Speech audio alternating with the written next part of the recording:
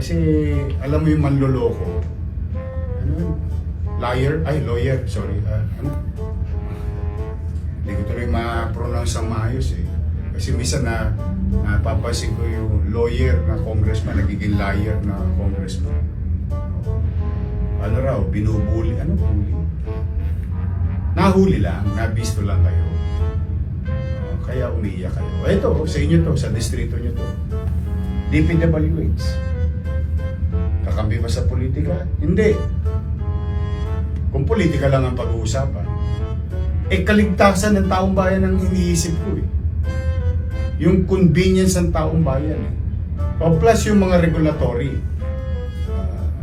power ng local government. O, ibinalik sa akin, nag-apply. O binigyan ko, inaprobahan ko, nagbayad ng buwis. O legal ngayon. Kaya pag tinanong ka ng taong bayan mo ka, bakit sarado hindi masalang X number of date, X number of time? Kasi may gagawin. O, para sa ligtas at maayos na tulay.